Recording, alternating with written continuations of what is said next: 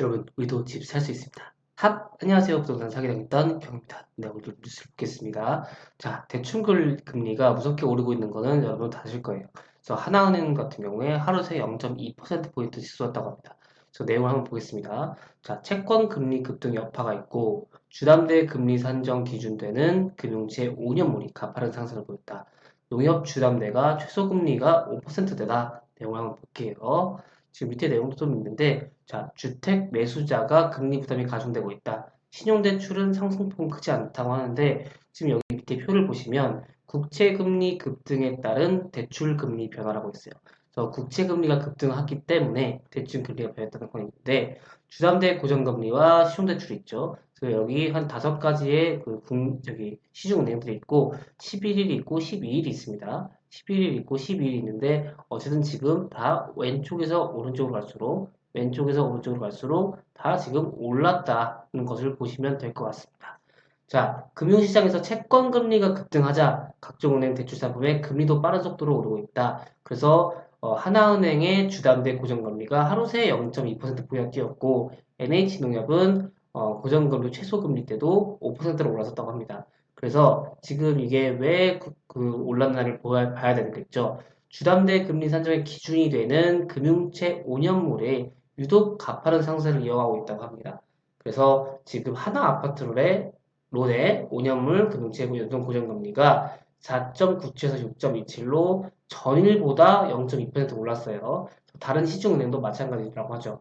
전날 금융채 5년물 금리가 0.2%포인트나 오르면서 연동된 이 금리들이 일제히 오른 거죠. 자, 금융채 금리 상승은 주담대 고정금리에 즉각 반영되는 동시에 변동금리의 산정 기준인 신규 취급의 코픽스에도 영향을 줘서 주택금리 전반의 상승세를 불러온다고 합니다. 자, 그래서 하나은행의 주담대 금리 상승이 두드러졌던 것은 직전 하루에 금융채 5년물 금리만 반영하는 산정 방식 때문이라고 합니다.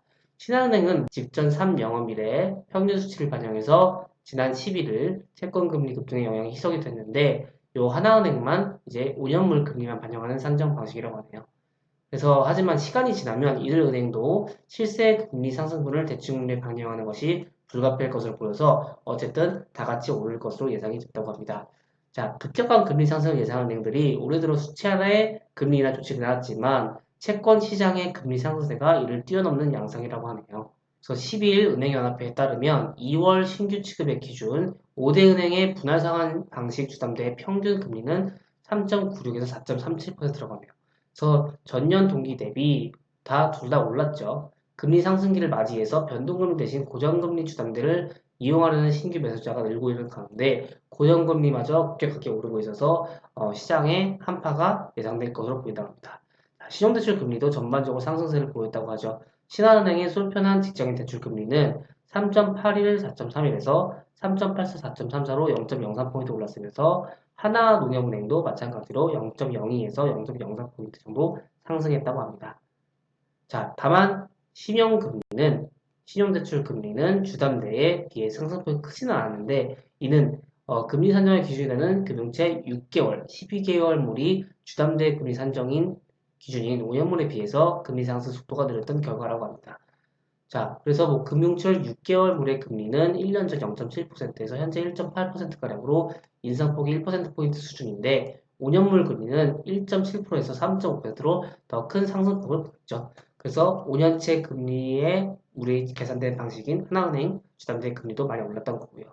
거의 이 금리가 빠른 속도로 올라갈 것이 분명한 상황이어서 단기 채권에 투자한 뒤 자금을 빠르게 회수해 향후 높은 이자를 제공하는 채권에 투자하려는 수요가 많다고 설명했다고 합니다. 그래서 앞으로도 계속해서 금리를 미국도 올릴 때니까 우리나라도 쉽지 않을 것 같아 보입니다.